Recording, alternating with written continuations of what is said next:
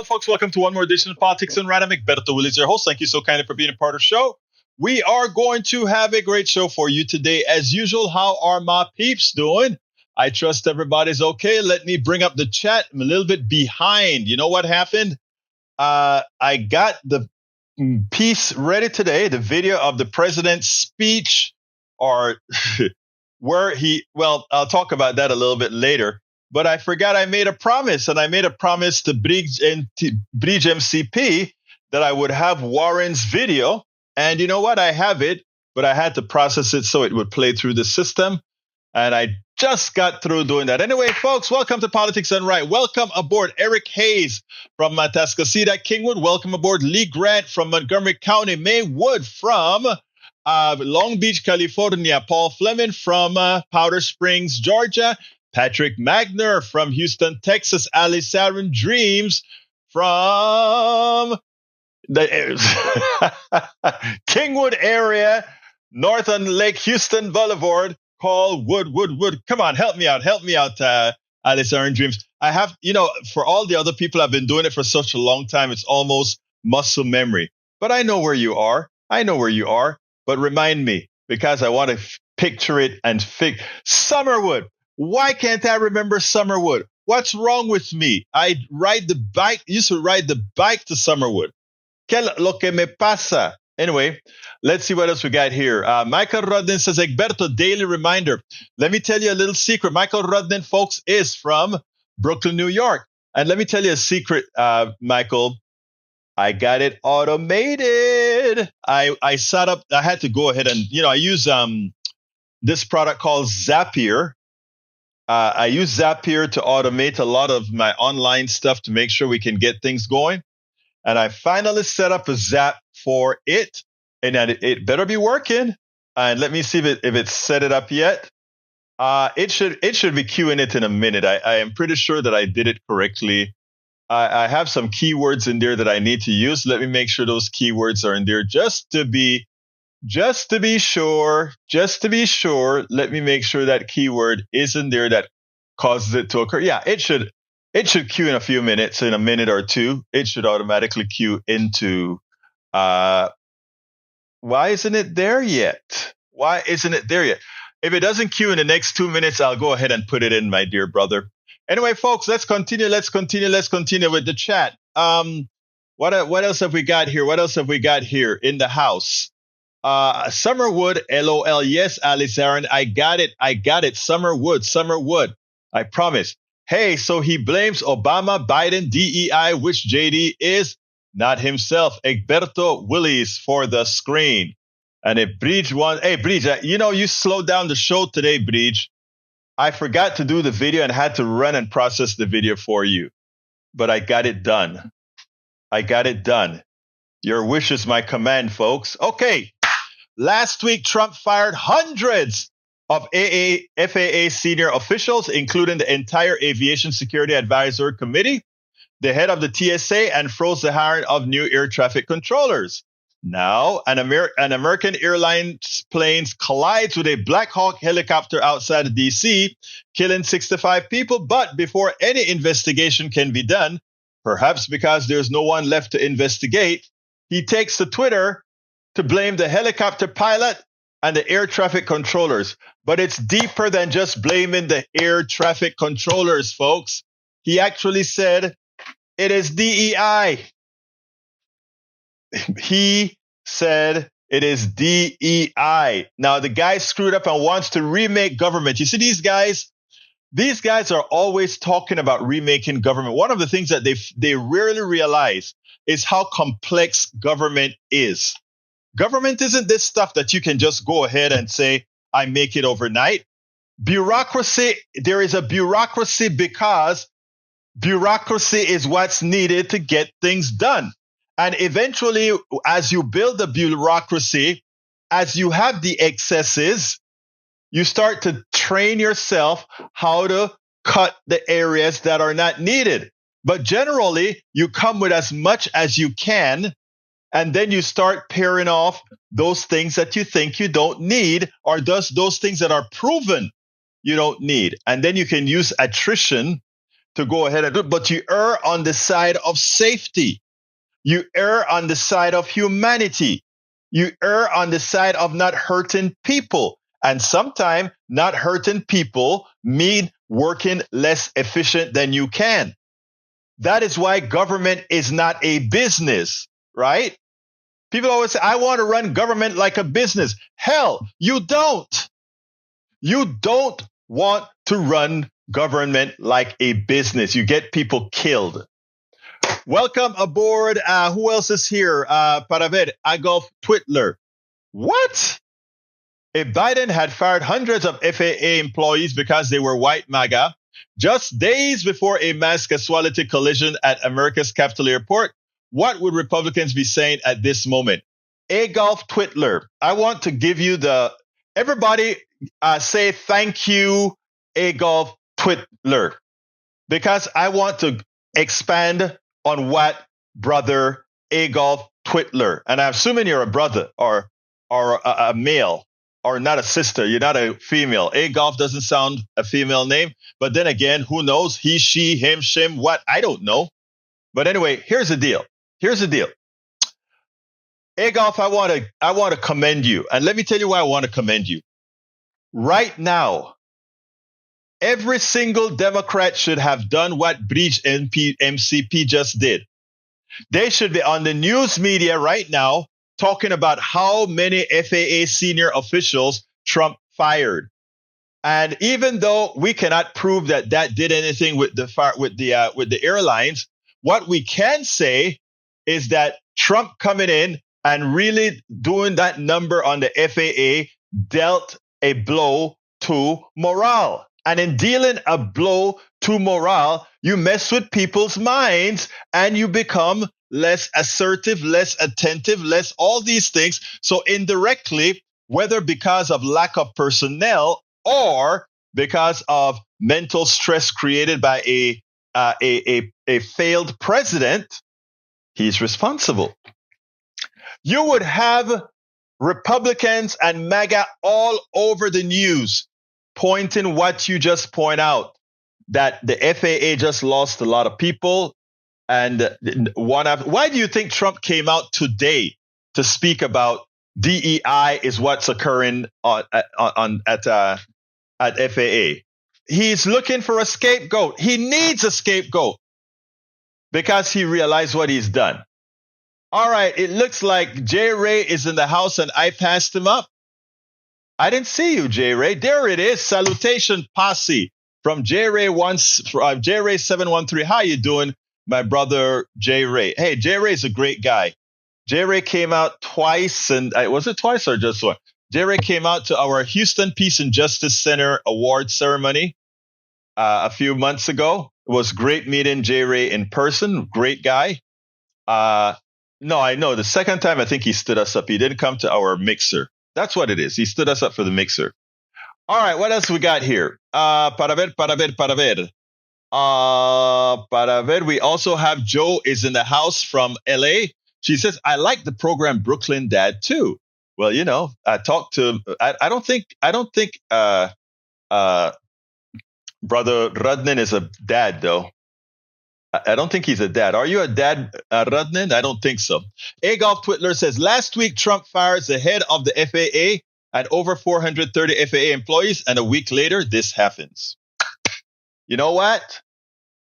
All of you need to write something on your blog or on your feed that says that.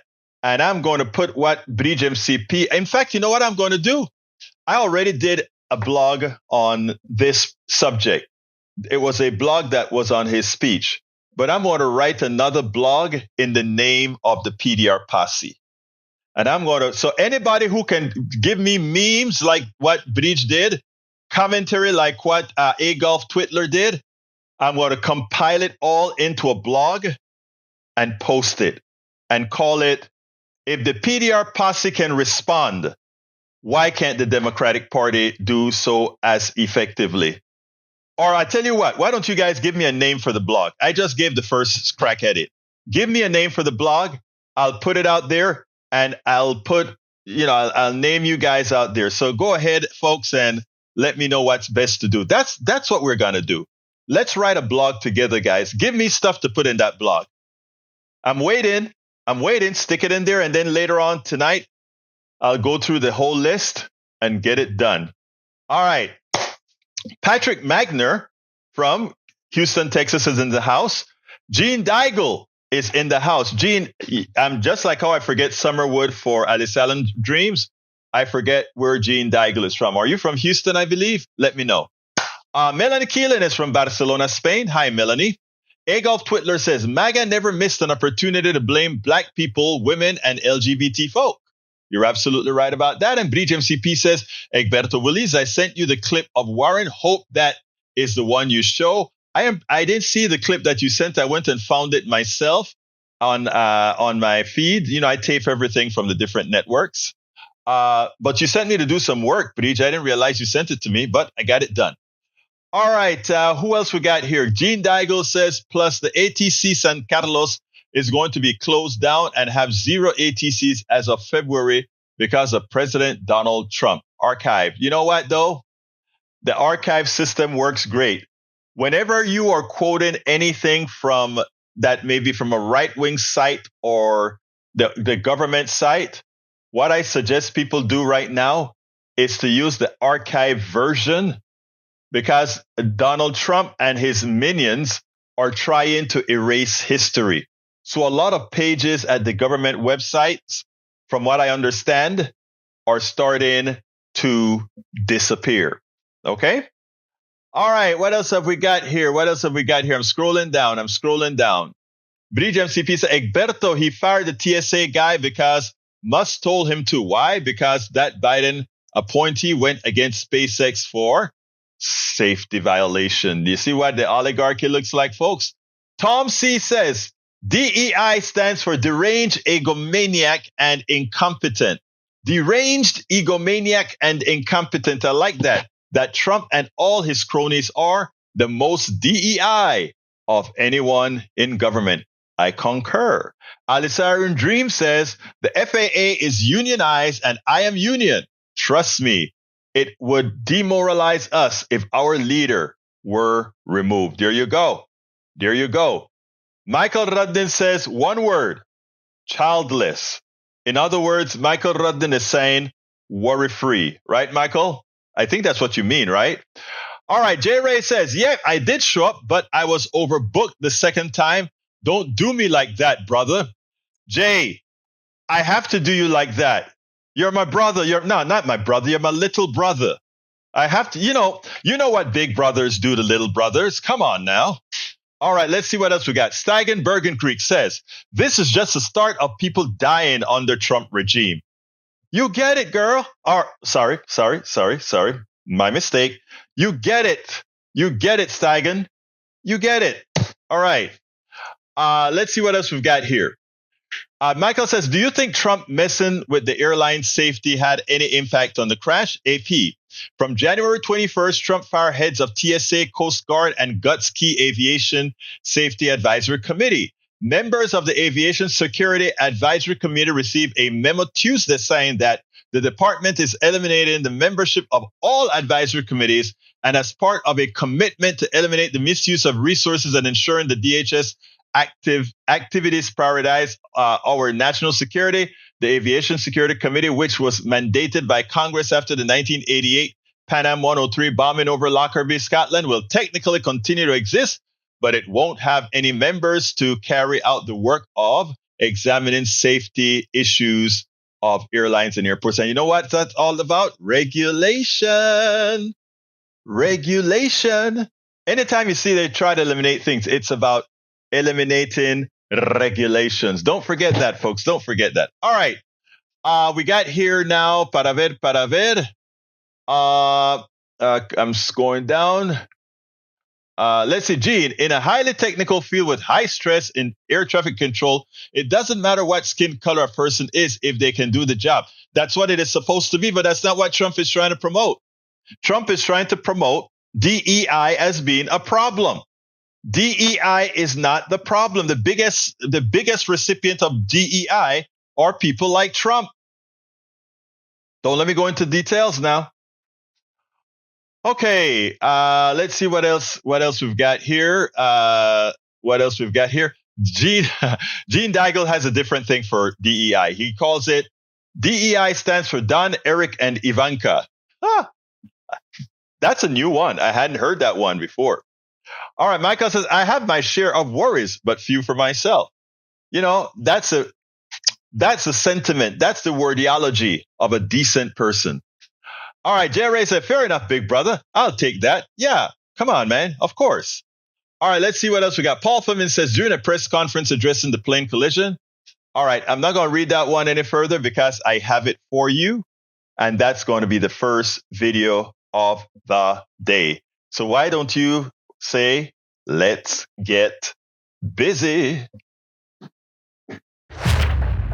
Today, Donald Trump came out and he gave a press conference on the crash that occurred in Washington, D.C.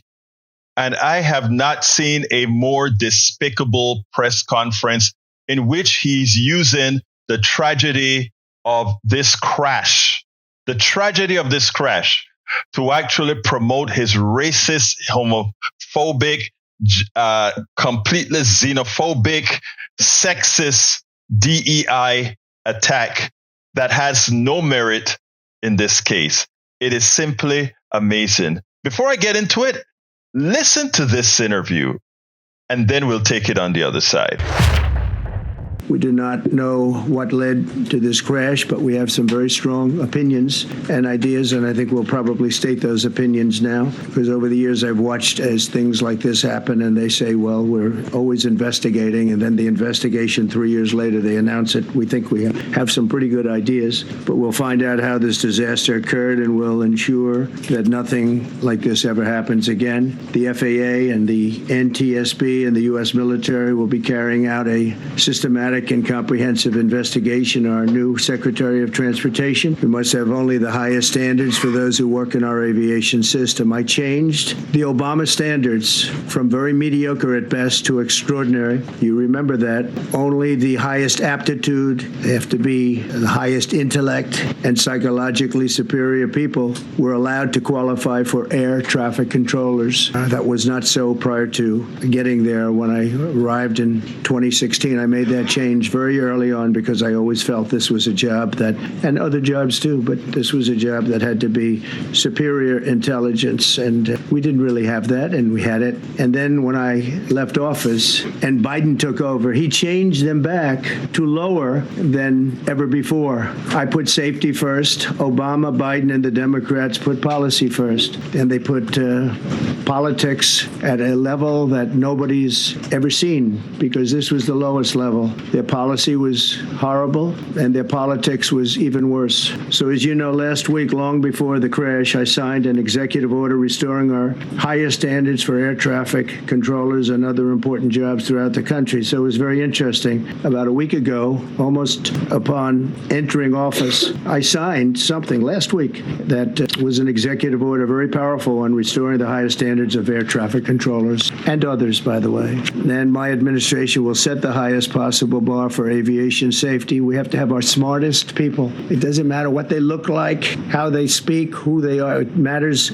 intellect, talent, the word talent. They have to be talented, naturally talented geniuses. You can't have regular people doing that job. They won't be able to do it. But we'll restore faith in American air travel. I'll have more to say about that. I do want to point out that various articles that appeared prior to my entering office, and here's one. The FAA's diversity push includes focus on hiring people with severe intellectual and psychiatric disabilities. And that is amazing. And then it says FAA says people with severe disabilities are most underrepresented segment of the workforce, and they want them in, and they want them, they can be air traffic controllers. I don't think so. This was in January 14th, so that was a week before I entered office. They put a big push to put diversity into the FAA's program. Then another article, the Federal Aviation Administration. This was before I got to office, recently, second term. The FAA is actively recruiting workers who suffer severe intellectual disabilities, psychiatric problems, and other mental and physical conditions under a diversity and inclusion hiring initiative spelled out on the agency's website. Can you imagine that our targeted disabilities are those disabilities that the federal government, as a matter of policy, has identified for special emphasis in recruitment and hiring? The FAA's website states they include hearing, vision, missing extremities, partial paralysis, complete paralysis, epilepsy, severe intellectual disability, psychiatric disability, and dwarfism all qualify for the position of a controller. Think of that. The initiative is part of the FAA's diversity and inclusion hiring plan, which says diversity is integral to achieving FAA's mission of ensuring safe and efficient travel. I don't think so. I think it's just the opposite. And then I came in, and I assume maybe this is the reason. The FAA, which is overseen by Secretary Pete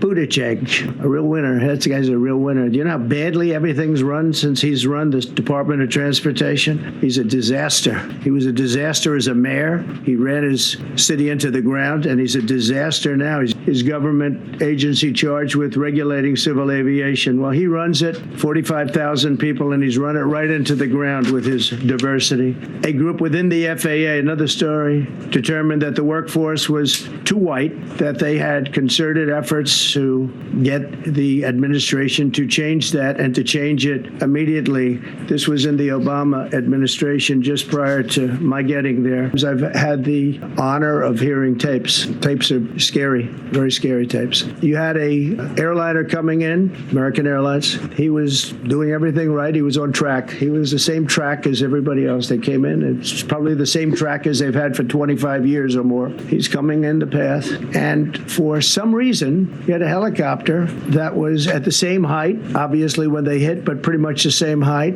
and going at an angle that was unbelievably bad. When the air traffic controller said, do you see, he was talking about, do you see him? But there was very little time left when that was stated. And then also, he said, follow him in. And then almost immediately after that, seconds after that, there was the crash that took place. Are you saying this crash was somehow caused and the result of diversity hiring? And what evidence have you seen to support these claims? It just could have been. We have a high standard. We've had a much higher standard than anybody else. We don't even yet know the names of the 67 people who were killed. And you are blaming Democrats and DEI policies and air traffic control and seemingly the member of the U.S. military who was flying that Black Hawk helicopter. Don't you think you're getting ahead of the investigation right now? No, I don't think so at all. I don't think with the names of the people. You mean the names of the people that are on the plane? You think that's going to make a difference? For their families, they are a group of people that have lost their lives. If you want a list of the names, we can give you that. We'll be giving that very soon. We're in coordination with American Airlines. We're in coordination very strongly, obviously, with the military. But I think that's not a very smart question. I'm surprised coming from you.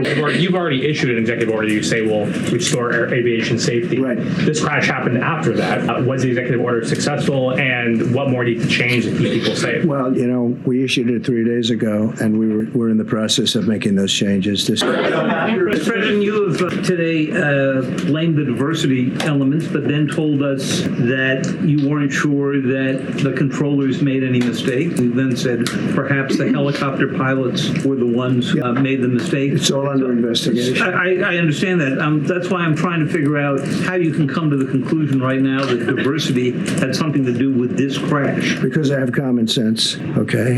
And unfortunately, a lot of people don't. If I can, the cited FAA text that you read is real, but the implication that this policy is new or that it stems from efforts that began under President Biden or the Transportation Secretary Pete Buttigieg is demonstrably false. It's been on the FAA's website. You? No, it's on the website, the FAA's website. It was there in 2013. It was there for the entirety. What I read. It was there for the entirety of your administration too. So my question is, why didn't you change the policy during your first administration? I changed the Obama policy, and we had a very good policy. And then Biden came in, and he changed it. And then when I came in 3 days ago, I signed a new order, bringing it to the highest level of intelligence. Okay. It's on the website. Now, folks, let's be clear.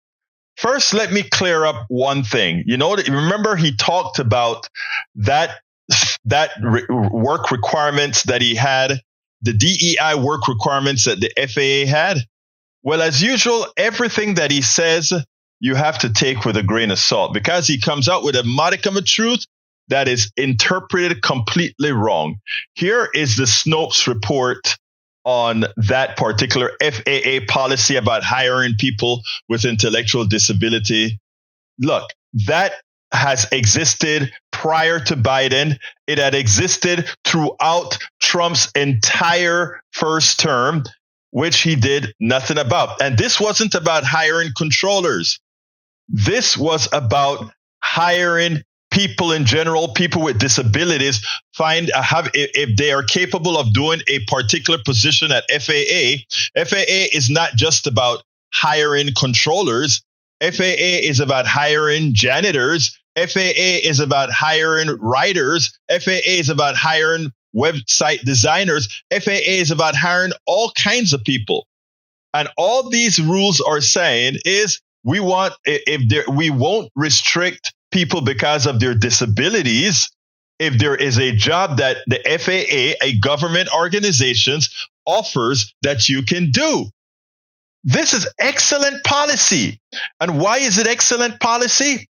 Because it ensures that everybody has an opportunity to work and be a contributor to society. We know that the private sector many times discriminate on how they hire. If you have a missing hand, if you have a tweak or whatever. The government is saying, as all of us are taxpayers, let's make sure that all of us have skin in the game if you are able to do the job. That's all that thing was about. Nothing more, nothing less. And it turns out that the president misinterpreted that. But you know what was a great thing?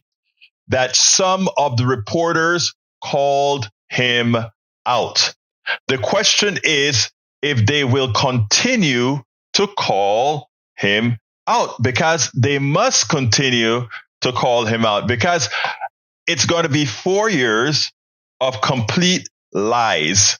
It's going to be 4 years of lies. But luckily, we have Pete Buttigieg, who immediately gave a response. You know, you have to answer Trump right away.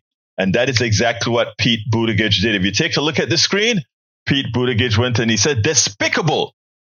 As families grieve, Trump should be leading, not lying. Leading, not lying. We put safety first, drove down close calls, grew air traffic control, and had 0 commercial airline crash fatalities out of millions of flights on our watch. President Trump now oversees the military and the FAA. One of his first acts was to fire and suspend some of the key personnel who helped keep our skies safe. Time for the president to show actual leadership and explain what he will do to prevent this from happening again. Remember, none of this happened on the watch of Pete Buttigieg and the Biden administration. Donald Trump just came in, started firing people, put in all kinds of scare tactics into people. And what do we have to show? A crash between a military helicopter and a commercial private sector airplane. Okay? He wants to reduce regulations. He wants to reduce all these things that keep us safe. Well, you know, this may be the start. The truth of the matter is, sadly, Donald Trump is despicable, and he's trying to, at the same time that he's trying to find fault, he's trying to use DEI, use this crash to make believe it has something to do with diversity, equity, and inclusion. It's a lie, and it's dangerous, and it's something we should not allow. It is something we should not allow. I want to address my good friend Steigen Bergen Creek first. They say, this is insanity. We can't survive 4 years of this. 10 days in, people. Let me tell you what they said. And this is what Steve Bannon went and said on his podcast. It's working. It's working. We are flooding the zone. That's what they want you to feel, but we won't let it happen. My dear Patrick Magner. Taking notes. Come on, Patrick. How you doing, dear brother? Hey, good afternoon. Hello, everybody. Hey, I'm a little confused about something. When people are trying to get assistance, welfare, and things like that, people on the right, conservatives, will say, well, if they're going to get assistance, they need to be working. Now, they go and they get jobs, and they're starting to work, and they're producing, and then, well, you got that job because it's DEI, so we're going to take it from you. So I'm confused on what kind of advice to give people. Do you get a job to have it taken away from you? Because I don't know. Maybe you can help me understand. Let me help you. My dear brother Patrick Magner, let me help you here. None of this has to do with anything that's coherent, anything that's logical. That's not their game. And Steve Bannon says what their game is. Steve Bannon just wants to parrot stuff and keep people off the ledge. Now, when you notice, I just addressed our friend Stagen Bergen Krieg, because her sentiment is what they're trying to do. This is insanity. We can't survive 4 years of this. They want to flood the zone with so much crap that is not even related. It doesn't matter that it's not related. If you listen to Trump, I cut a lot of the interview because it would have been 30 minutes. So I cut it down to, I think, like 8 minutes or so. But let me tell you what's interesting about what he said. The president actually said that it was likely the fault of, I can't see why this helicopter didn't see it. It was a clear sky. He blamed the guy in the helicopter, and at the same time he blames DEI for the controller. And I mean, it's incoherent. He talks against a sentence that he said 2 sentences before. This has nothing to do with coherences. This is all about keeping people off balance so that they can really attain what they want to attain.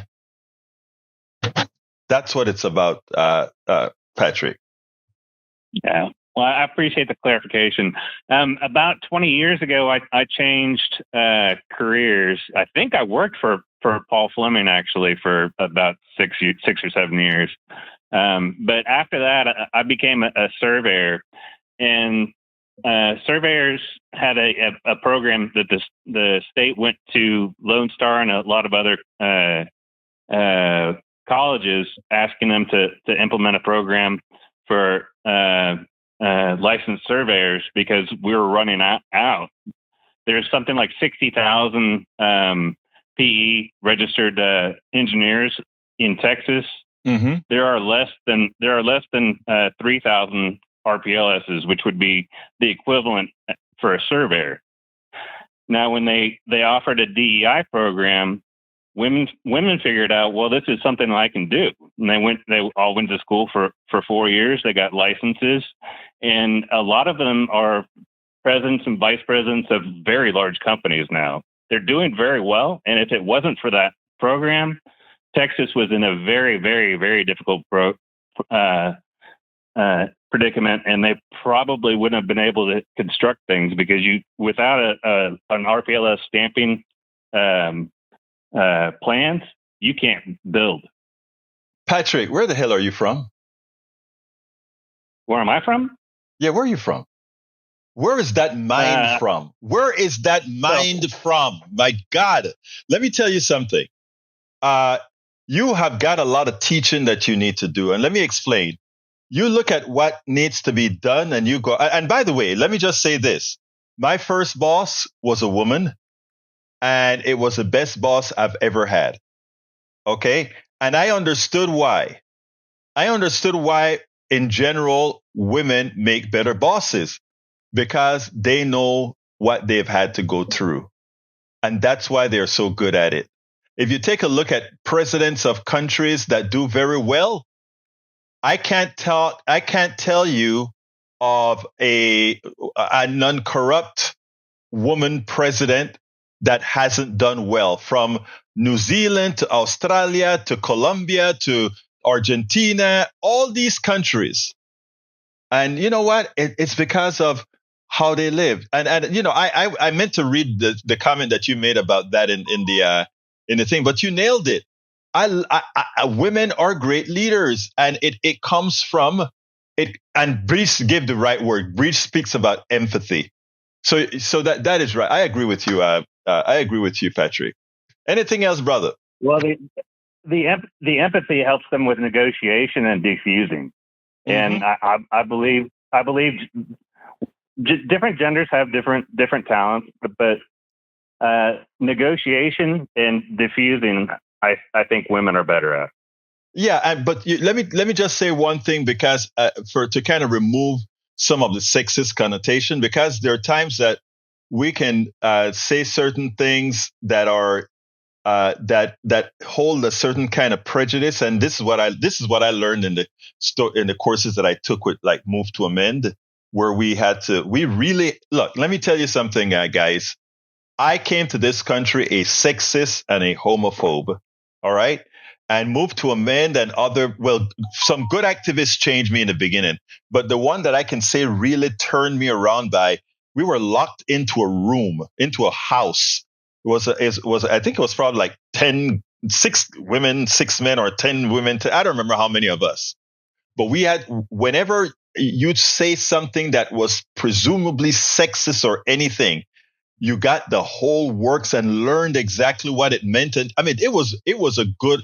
I went in there still having some sexist tics and left there like a new person. Everybody should go through this. Though the reason I brought that up, right, is I think there may be certain kinds of differences between men and women with regards to how they handle things, but I don't want to discount how much of, because we live in a patriarchy, how much that actually lends itself how and why women perform the way they do, and your thoughts on that. And I'd love Bridget's thoughts on that as well.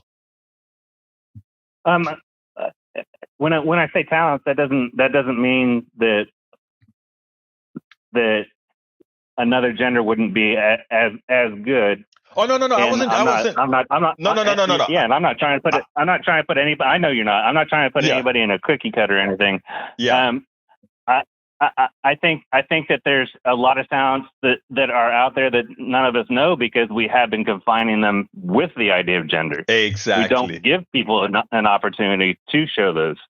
Exactly. I think you nailed it right there, brother. I think you nailed it right there. Anyway, anything else before I go to the next video, my brother? No, I'm looking forward to the video. Thank you for the time. All right. Thank you, sir. All right, folks, let me set this one up. This one was instigated. Let me put Bridget's thing on the screen, even though I covered it in the video, but I want hers is a dark letters, so dark background. So let me put that up. Wrong screen. Come on, Egberto. Get it right. There you go. That's Pete Buttigieg's messages. I won't read it again because I read it in the video. But you guys can take a picture of that. It's in his tweet. His tweet is Pete Buttigieg. All right. Now, let me set this one up. You know, RFK Jr., everybody thinks of him as, maybe RFK Jr. He's maybe a kook, crazy, but he means well with what he does. Well, that's not true. Even while he's been speaking about vaccinations, he's been vaccinated. His kid's been vaccinated. There are these people, and, he behaved exactly like how the Republican leadership behaves. And that is, I will let you guys kill yourselves. I would let you guys die. But my family and myself, I'm going to have all the vaccinations that I can. And I will make money on stuff that will harm you. They did it with vaccinations. They did it with the harsh drug that they were telling people with COVID to take. They made millions off of people getting themselves hurt, sick, or killed. Well, Elizabeth Warren pretty much, I think, brought out of Kennedy exactly who he is. I want you to listen to how she drilled him about taking money or using that vaccination, that anti-vax notion to go ahead and enrich himself. And when he couldn't promise that he wouldn't do it again, that is how we knew what the truth really is. Thank you, Mr. Chairman. So, Mr. Kennedy, I want to start with something that I think you and I agree on, and that is that Big Pharma has too much power in Washington. You've said that President Trump asked you to, quote, clean up corruption and conflicts. Sounds great. You've said that you will, quote, slam shut the revolving door between government agencies and the companies they regulate. That also sounds great. So here's an easy question. Will you commit that when you leave this job, you will not accept compensation from a drug company, a medical device company, a hospital system, or a health insurer for at least 4 years, including as a lobbyist or a board member? Can you just repeat the last part of the question? Can I commit? You're going to take money from drug companies in any way, shape, or form. Who? Me? Yes, you. Oh, I'm happy to commit to that. That's what I figured. I said it's an easy question to start with. And I think you're right on this question. I don't think any of them want to give me money, by the way. Let's keep going. You're right, because to say yes, because every American has the right to know that every decision you make as our number one health officer is to help them and not to make money for yourself in the future. So I want to talk more about money. I'm looking at your paperwork right now. In the past 2 years, you've raked in $2.5 million from a law firm called Wisner Baum. You go online, you do commercials to encourage people to sign up with Wisner Baum to join lawsuits against vaccine makers. And for everyone who signs up, you personally get paid. And if they win their case, you get 10% of what they win. So if you bring in somebody who gets $10 million, you walk away with $1 million. Now, you just said that you want the American people to know you can't be bought. Your decisions won't depend on how much money you could make in the future. You won't go to work for a drug company after you leave HHS. But you and I both know there's another way to make money. So, Mr. Kennedy, will you also agree that you won't take any compensation from any lawsuits against drug companies while you are secretary and for 4 years afterwards? Well, I'll certainly commit to that while I'm secretary. But I do want to clarify something because you're making me sound like a shill. I put the case. I did the Science Day presentation to the judge on that case to get it into court. Mr. Kennedy, hearing. Mr. Kennedy, it's just a really simple question. You've taken in $2.5 million. I want to know if you will commit right now that not only will you not go to work for drug companies, you won't go to work suing the drug companies and taking your rake out of that while you're a secretary and for 4 years after. It's just... I'll commit to not taking any fees from drug companies while I'm secretary. No, I'm asking about fees from suing drug companies. Will you agree not to do that? You're asking me to not sue drug companies, no, and I'm not going to agree to that. Drug companies as much as you want. I'm not going to agree to not sue drug companies or anybody. So let's do a quick count here of how, as Secretary of HHS, if you get confirmed, you could influence every one of those lawsuits. Well, let me start the list. You could publish your anti-vaccine conspiracies, but this time on U.S. government letterhead, something a jury might be impressed by. You could appoint people to the DC vaccine panel who share your anti-vax views and let them do your dirty work. You could tell the CDC vaccine panel to remove a particular vaccine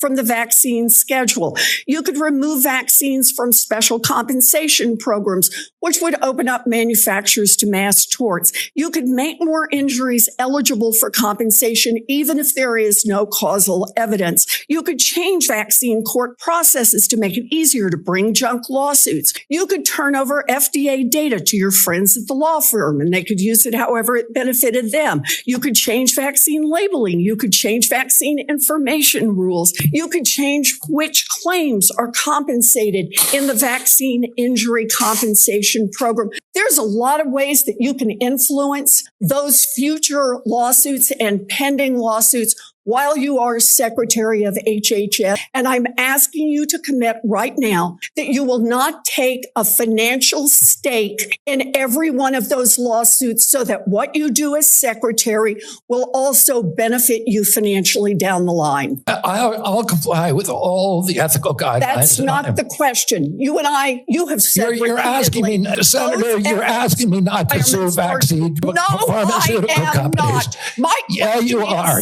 That's exactly what you're doing. Yeah. Look, no one should be fooled here. Secretary of HHS, Robert Kennedy, will have the power to undercut vaccines and vaccine manufacturing across our country. And for all of his talk about follow the science and his promise that he won't interfere with those of us who want to vaccinate his kids, the bottom line is the same. Kennedy can kill off access to vaccines and make millions of dollars while he does it. Kids might die, but Robert Kennedy can keep cashing in. Senator, I support vaccines. I support the childhood schedule. I will do that. The only thing I want is good science, and that's it. How about then say you won't make money off what you do as Secretary of HHS?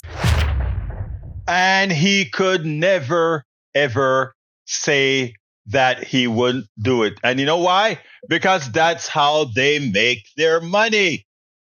And you know, this guy is the ultimate crook. You know, charlatanes are one thing. You know, and you know, that is probably why Trump feels comfortable having him work with him.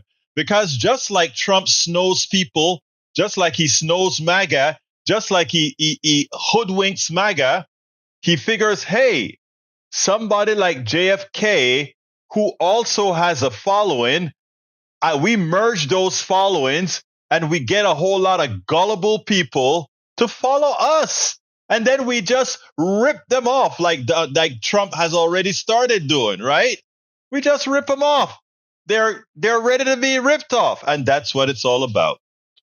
That's what it is all about. Well, folks, that is my last video of the day. And if anybody needs to say something before we go, give me a call. Let me see, Bridge, that video that you have there, isn't it the same video or is it a different video? Now, this statement this one is from Elizabeth Warren. Let's go ahead and play it. It has to do with Samoa. I wanted to ask about your role in the 2019 measles outbreak in Samoa.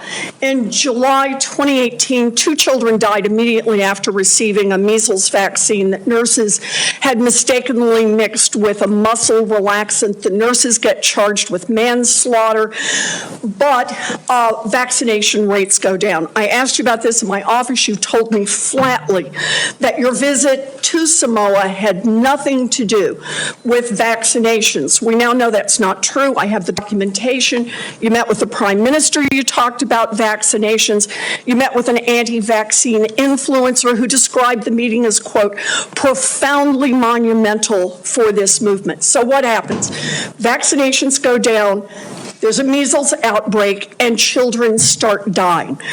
But you double down. You didn't give up. Just 4 days after the Prime Minister declared a state of emergency, 16 people already dead, you sent a letter to him promoting the idea that the children had died not from measles, but from, quote, defective vaccine. You launched the idea that a measles vaccine caused these deaths. You are a very influential man. In fact, you are called the leader of the Disinformation Dozen. UNICEF and WHO, the World Health Organization, investigated this. They say the claims are false. It is not biologically possible what you claimed. And yet, ultimately, more than 70 people died because they didn't get vaccines. So my question is, do you accept even a scintilla, just even a sliver of responsibility for the drop in vaccinations and the subsequent deaths of more than 70 people? Anything you do differently? No, absolutely not. And there it is. There it is. There it is, folks. He accepts no responsibility. Bridge, I think that's the one that you wanted played, and we went ahead and played it. Bridge, where did you? That was a good one. That was a good one. Anyway, folks, we are near the end of the program.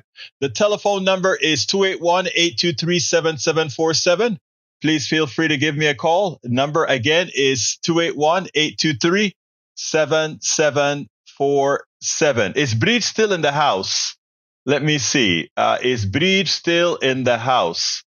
Yes, she's still in the house. Okay, great. All right, folks, we are close to the end. If I don't get any calls now, I'll just go ahead and do my ask, and then we'll shut this baby down. So give me a call, 281-823-7747, while I pull up my ask. Okay, here we go. Folks, please support the program as best you can. You know, we do a lot of work to make sure the progressive movement gets out there. How can you support us? Please consider becoming paid subscribers of our newsletter. And how can you do that? Just go to our newsletter at politicsdoneright.com. It's our Substack newsletter at politicsdoneright.com/newsletter. Again, that is politicsdoneright.com/newsletter. I just placed it into the feed on Facebook and YouTube. If you go to politicsdoneright.com/newsfeed. Alternatively, you can go straight to my to the podcast. Let me go ahead and write that down because that's probably the best way to go. You can go to my Substack, and that Substack is found at https:// Ray Brackens. How are you doing, my brother? AI is taking notes. Hey, brother. You know what? It's lucky that I get to hear your commentary after that orange-faced blowhard that we call Le Presidente. But I'm about to call him President Chump. That's what he deserves. That's his rightful moniker. President Chump. CHUMP, because I mean, basically, that's what he is. He doesn't care about anything. And you hear how he talks you hear how he talks down on everything. And I'm going to leave this point because I know we're going. But it's basically he's playing the whole playbook. Look, MAGA fans, fiends, whatever you want to call yourself. I call you fiend. MAGA fiends, listen, he's running the same playbook he did.